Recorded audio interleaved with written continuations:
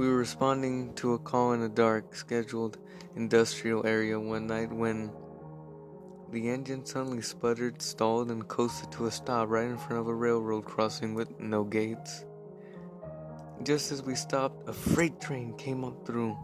The engine started right up and ran frying after the train passed.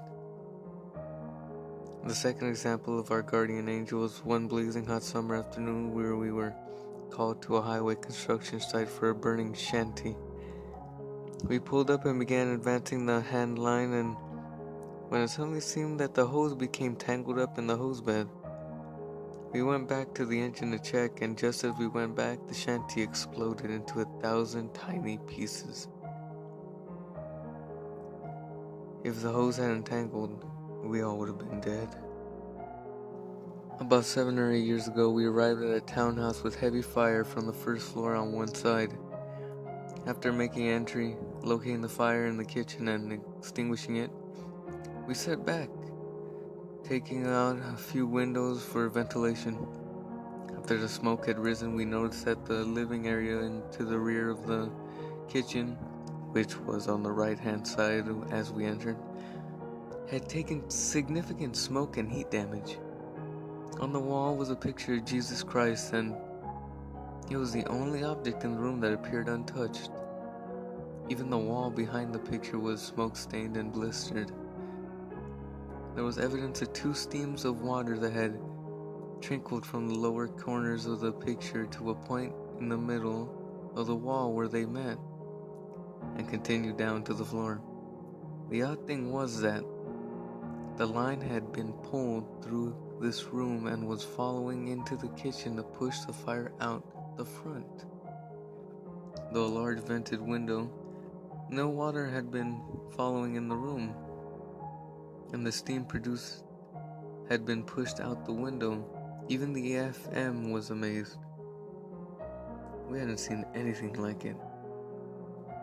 Kinda makes me wonder. Our fire department is haunted by a man named Mr. Jones.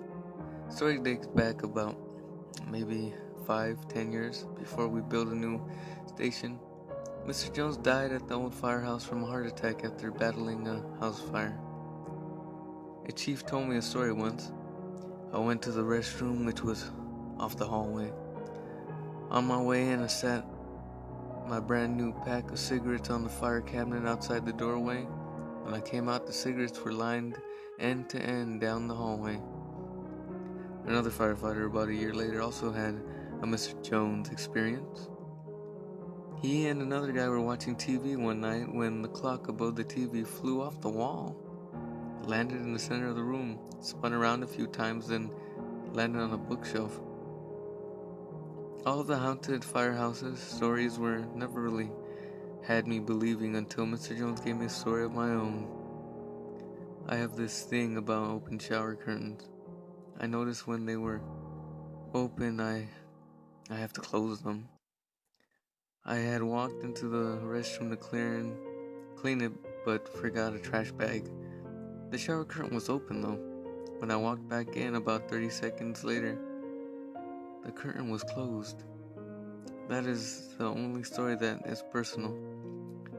Other than that, we have the doors that open and close by themselves, lights that go on and off, stuff like that. So that's my story and I'm sticking to it. Thanks for visiting me, Mr. Jones. We have a protector. We had a member, Steve, that was killed in the line of duty during a helicopter operation. Ever since he died, members swear they can hear him in the building at night. Doors close, open, etc. without explanation.